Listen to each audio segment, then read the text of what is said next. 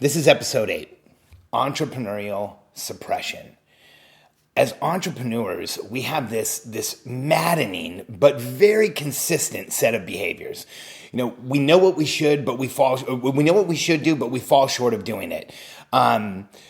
Regardless of how successful we become, we're still, we can have doubt, we can have fear, we can create momentum and still hold ourselves back.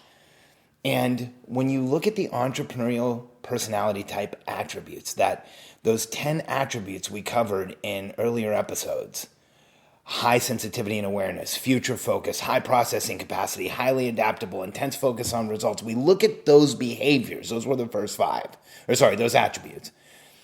And what we know is that those attributes drive behaviors that cause us as entrepreneurial personality types to show up in a way that we receive negative feedback. Here's what I mean by that. Let's just take one of these behaviors, future focus.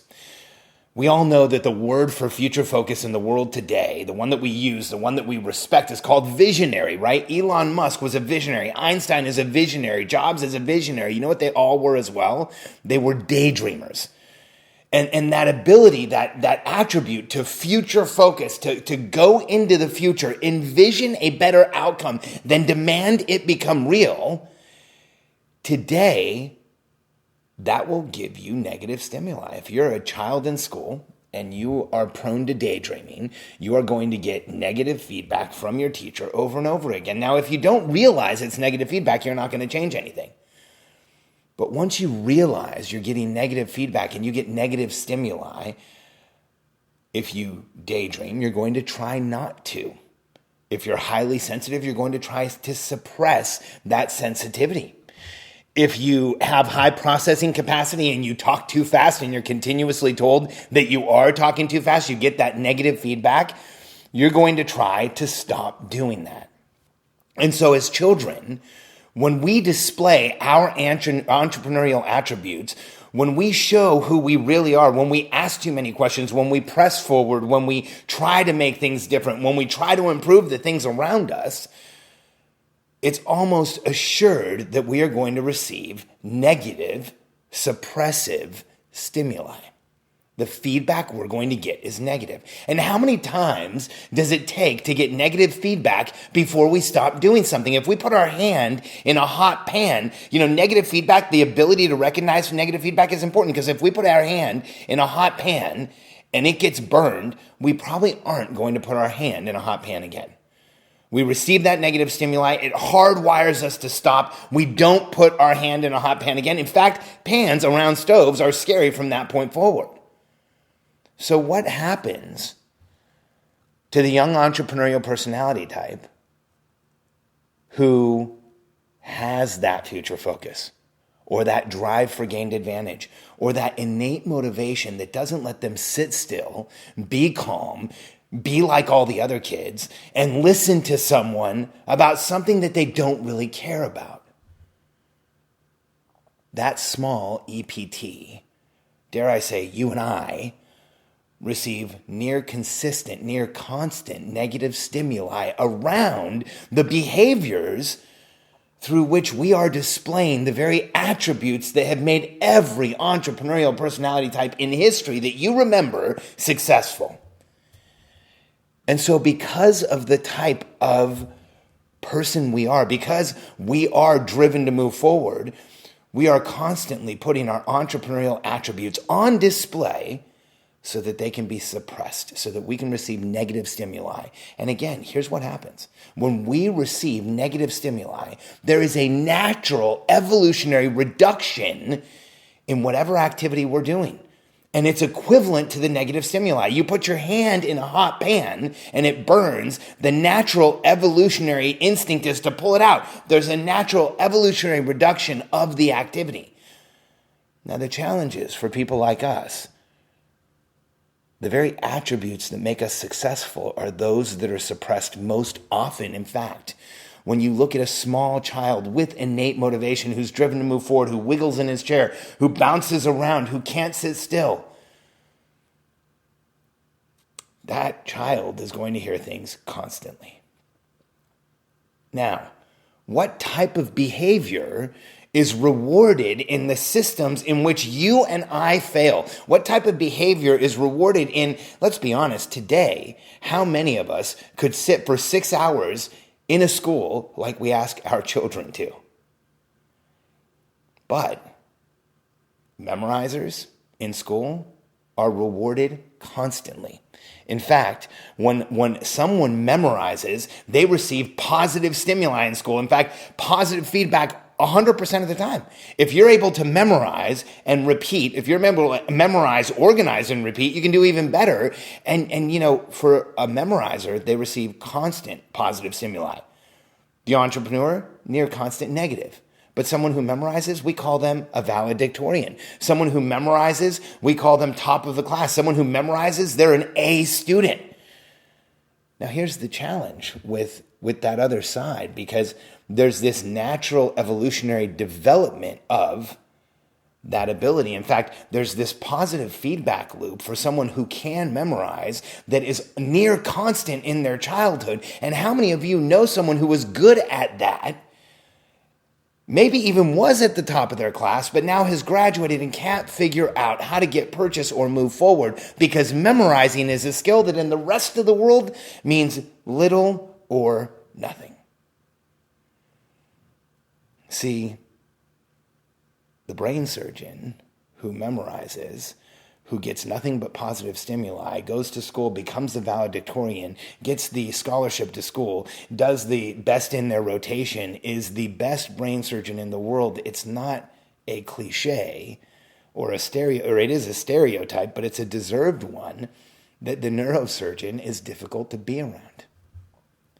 I know. I've had a client who was a neurosurgeon, and he told me he was difficult to be around. Because there is no suppression in the systems today for that person.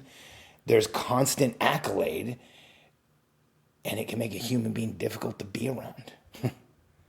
Now, for you and I, this entrepreneurial suppression, when we show who we are, can cause us to hold ourselves back. So if you have a moment right now, go back to episodes 4 and 5. And listen again to the 10 attributes of the entrepreneurial personality type. I'll remind you of them right now. High sensitivity and awareness. Future focus, high processing capacity, high adaptability, intense focus on results, bias for improvement, experimental or experiential learning, perceiving unique connections, and drive for gained advantage. And then the last one, innate motivation. When you go through those, you can very quickly see how each one would cause behaviors that would almost immediately and automatically be suppressed in the systems you and I existed in. But when we look at each one of those attributes, we can also see how they can produce the visionary entrepreneur, the world changer, the person who's brilliant and creates an entirely new outcome no one could see. In fact, those are the very attributes that will. So I want you to go back and listen to episodes 4 and 5, because we know that your high sensitivity and awareness under high pressure and noise is going to make you feel edgy, distracted, and anxious. Your high sensitivity and awareness under low pressure and noise, when you're dialed in, when you're doing what you should be doing, it's perceptive, intuitive. You can almost see things other people can't.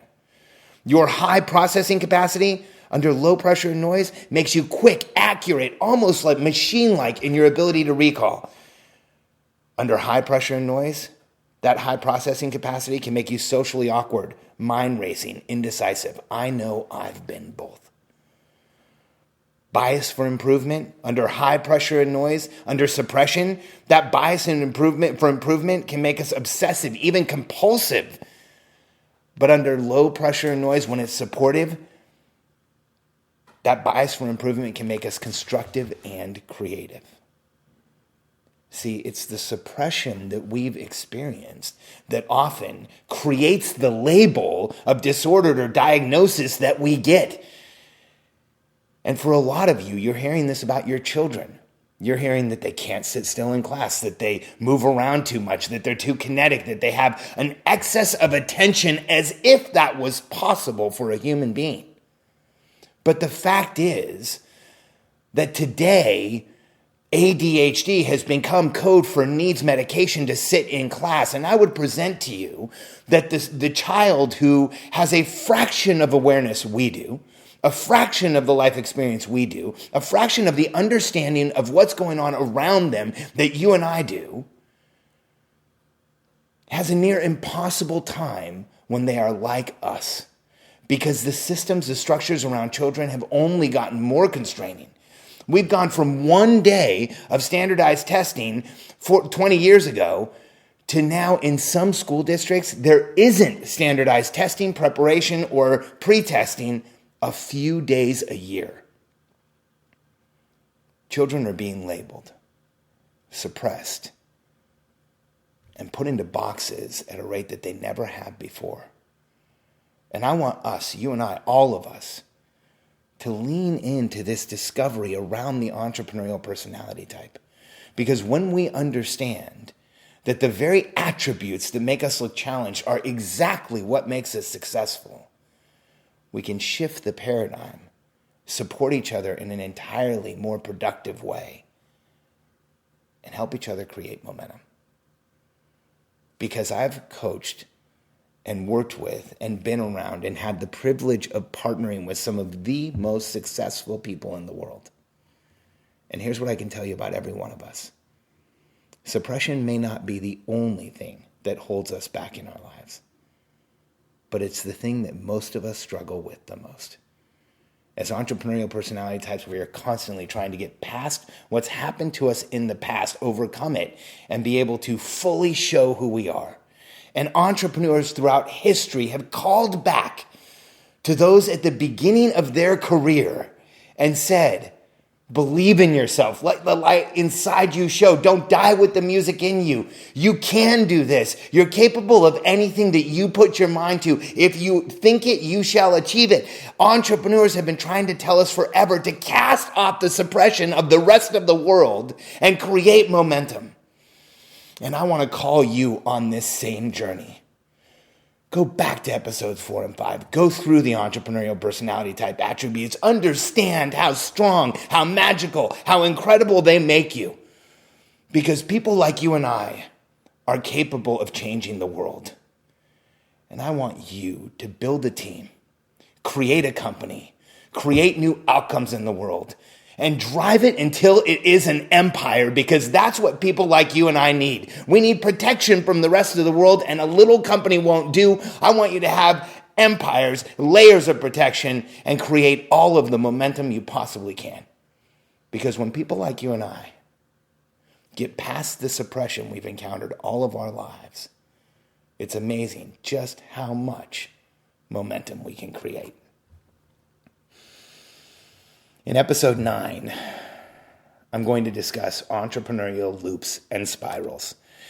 If entrepreneurial suppression is what the world has done to us, entrepreneurial loops and spirals are the actions we take that hold us in place. I want to explain them to you, show you the evolutionary reasons why we behave this way, and help you stop limiting behaviors and create momentum. If you haven't yet, take a minute now. Subscribe to the Entrepreneurial Personality Type podcast for me. And while you're doing that, leave us a review. I'd love to know what you think.